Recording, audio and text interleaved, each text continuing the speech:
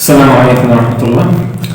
বিগত ভিডিওতে আমরা ইংরেজি বিষয়ের যে প্রশ্ন সমাধান সেই বিষয় নিয়ে কথা বলেছি।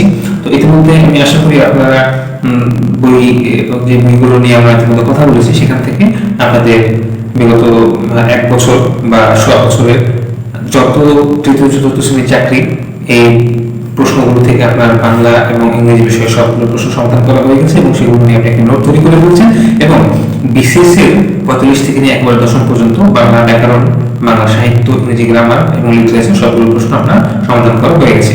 এখানে একটা কথা বলে নেওয়া দরকার যে ইংরেজি লিটারেচারের প্রশ্নগুলো চাইলে আপনি স্কিপ করতে পারেন। আমি বলবো এটাতে খুব বেশি জোর দেওয়ার দরকার নেই।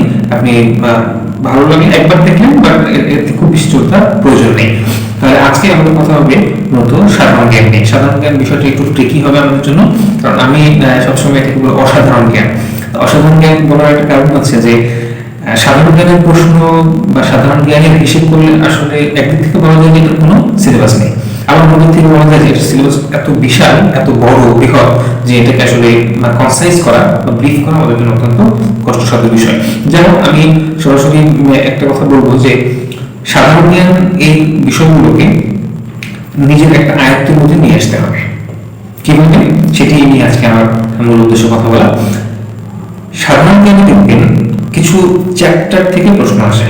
এক নম্বর হচ্ছে বাংলাদেশ, যেটাকে বিডি বলা যায়, বিডি বা আমি শর্ট করে লিখি। তো বাংলাদেশ বিষয়গুলো নিয়ে প্রশ্ন হয়। 2 নম্বর হচ্ছে গ্লোবাল, আন্তর্জাতিক, আপনি এটাকে ইন্টারন্যাশনাল বলেন, যেটাই বলেন, আমি গ্লোবাল বলি। তো এখান থেকে বিশ্বের নানা বিষয় নিয়ে প্রশ্ন হয়। আর কিছু প্রশ্ন দেখবেন যে বিজ্ঞান থেকে আসে, বিজ্ঞান সায়েন্স থেকে, সাধারণ বিজ্ঞান থেকে দেখবেন বেশ কিছু প্রশ্ন আমাদের টুকটাক মাঝে মধ্যে দিয়ে দেয়। এবং আরেকটা প্রশ্ন হচ্ছে আপনার ভূগোল, ভূগোল নিয়ে প্রশ্ন হয়, থাকবে দেখবেন। এবং আমাদের হচ্ছে আরেকটা হচ্ছে আইসিটি, অর্থাৎ তথ্য ও যোগাযোগ প্রযুক্তি যেটি আছে। তো এখানে একটা বিষয় বলে নেওয়া প্রয়োজন যে আমাদের কিন্তু আপনার হচ্ছে অফিস সহকারী কম্পিউটার অপারেটরের জন্য আইসিটি বিষয়টা অত্যন্ত গুরুত্বপূর্ণ এবং এটি ছাড়াও অন্যান্য বেশ কিছু পদ আছে তাদের জন্য কিন্তু এই বিষয়টি গুরুত্বপূর্ণ। তো যেমন ডাটা এন্ট্রি আছে, তারপর সার্টিফিকেট যারা আছেন তাদের জন্য থাকতে পারে এবং এছাড়া উচ্চমান সহকারীতে তো অবশ্যই থাকবে। তো ব্যাপারটা হলো যে এখানে বেশ কিছু প্রশ্ন আপনার আসবে। এটা আপনি যদি আপনার চাকরিতে যদি এটি সংশ্লিষ্ট হয় তাহলেও আসবে, সংশ্লিষ্ট না হলেও আসবে। কারণ বর্তমান যে আমাদের যুগ, সেখানে কিন্তু আপনাকে আইসিটি তে আপনাকে একটা দক্ষতা বিশেষভাবে রাখতেই হবে। তো আপনার যদি স্বাভাবিক জ্ঞানটুকু না থাকে তাহলে তো দক্ষতার প্রশ্নই আসে না। সুতরাং আপনি এখানে একটা বিশেষ জোর দিবেন। আচ্ছা, তো আমরা কি করবো যে প্রথমে আমরা প্রশ্নগুলো সমাধান করবো। এক্ষেত্রে যে বইটি আপনার কাছে আছে সরকারি তৃতীয় চতুর্থ শ্রেণীর চাকরির বিগত প্রশ্নের যে সমাধান, এই বইটি থেকে আপনি এবার সাধারণ জ্ঞান নেবেন। এখন দেখবেন যে আপনার জন্য কিন্তু কাজটা অনেক সহজ হবে। কেন, আপনি অঙ্কের প্রশ্নগুলো দেখে বুঝে ফেলবেন, অঙ্ক দেখেই বোঝা যায়, সুতরাং আপনি ওদিকে চোখ ঘোরাবেন না। আপনি বাংলা ইংরেজি অলরেডি সলভ করে ফেলেছেন, এই জন্যই আমি এটা আগে নিয়েছি। তো এই কারণে কিন্তু আপনার ভিন্ন ভিন্ন রঙের অলরেডি এগুলো দাগ দেওয়া হয়ে গেছে। তাহলে এখন বাকিগুলো কি, শুধুমাত্র বাংলা লেখা যা বাকি আছে সবগুলি হচ্ছে আপনার জন্য সাধারণ জ্ঞানের প্রশ্ন। এখন এই প্রশ্ন থেকে আপনি অবশ্যই অন্তত 5 রকমের কলম নেবেন, 5 রঙের কলম নেবেন। একটি হবে আপনার বাংলাদেশ বিষয়গুলোর জন্য, অন্য কালার হবে আপনার গ্লোবাল আন্তর্জাতিক বিষয়গুলোর জন্য, তৃতীয় কালারটি হবে আপনার ভূগোলের জন্য, চতুর্থটি হবে বিজ্ঞানের জন্য, পঞ্চমটি হবে আইসিটি বা তথ্য যোগাযোগ প্রযুক্তির জন্য। তাহলে ব্যাপারটা একটু টাইম হতে পারে, কিন্তু বিশ্বাস করুন এটা আপনাকে অত্যন্ত সহযোগিতা করবে এবং এর সুফলটি আপনি পাবেন। আপনি বিশ্বাস রাখুন যে যখন, কারণ আপনাকে মনে রাখতে হবে যে আপনি এই যে প্রস্তুতি শুরু করেছেন এটি কিন্তু একদিনের না, এটা কিন্তু আপনার সারা জীবনের জন্য কাজে লাগবে। অবশ্যই চাকরির পরেও, চাকরির পরেও কাজে লাগবে। কিভাবে সেটা নিয়ে আরেকদিন কথা বলবো। তো আপনি যখন এই প্রস্তুতি, এই প্রশ্নগুলো সমাধান করে ফেলবেন এবং একটা পর্যায়ে গিয়ে তখন কিন্তু আপনাকে সাবজেক্ট ওয়াইজ পড়তে হবে।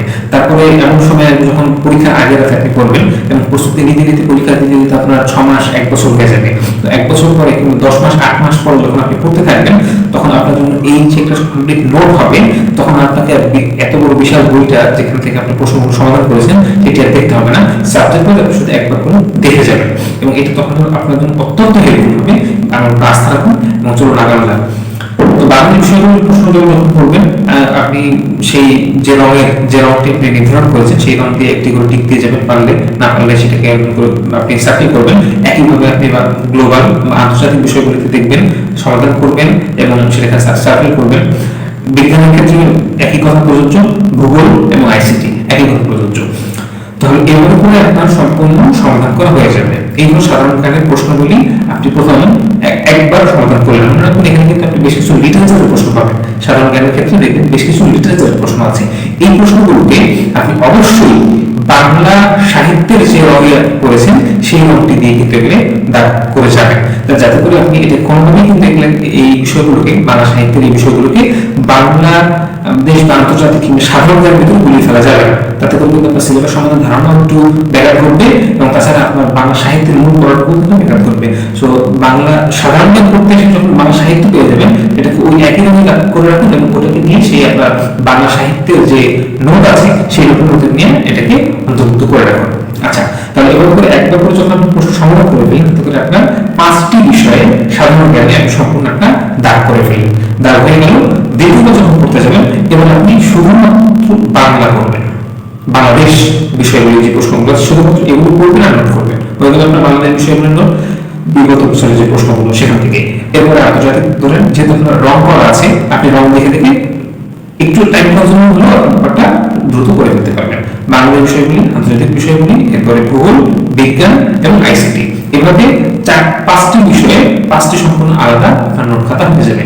এইভাবে করে আপনার সাধারণ জ্ঞানটি আপনি সমাধান করবেন। মনে রাখবেন একটু সময় লাগতে পারে এবং সময় লাগার ক্ষেত্রে যেটি হয় যে একটু ধৈর্যচ্যুতি করতে পারেন, কিন্তু কিছুতেই এই সাধারণ অবস্থায় কিন্তু মাথায় নেওয়া যাবে না, কোনোভাবেই এদিকে আপনার ধৈর্য নেওয়া যাবে না। এটি কিন্তু আপনার বড় একটি অস্ত্র, যেটি দিয়ে আপনি ভবিষ্যতে আপনার যখন পরীক্ষার আগে বিশেষ করে সাধারণ জ্ঞানে কিন্তু খুব সমস্যা হয়। বাংলাদেশ আমি ব্যাকরণ সাহিত্য এগুলো কিন্তু অনেকটা ধরে নেওয়া যায়, কিন্তু সাধারণ জ্ঞানে কিন্তু সমস্যা হয় এবং এটা কোন বিষয়গুলো থেকে প্রশ্ন আসতে পারে বা কথা কথা আপনার জোর দেওয়া উচিত, এটা কিন্তু ধরতে একটু সমস্যা হয়ে যায়। তো আপনি যদি একবার ব্যাপারটাকে একটু হাতের মধ্যে নিয়ে আসতে পারেন, তাহলে দেখবেন যে এই জিনিসটা কিন্তু এরপর আপনার কাছে একেবারে পানির মতো সহজ হয়ে যাবে। ইনশাআল্লাহ আজকের ভিডিওটি একটু লং হয়ে গেল। পরবর্তী ভিডিওতে আমরা সাধারণ জ্ঞানের এই অধ্যায়নের সাথে কিভাবে বিসিএস এর পড়াটাকে আমরা রিলেট করবো সেই বিষয়টা নিয়ে কথা বলবো। আসসালামু আলাইকুম ওয়া রাহমাতুল্লাহ।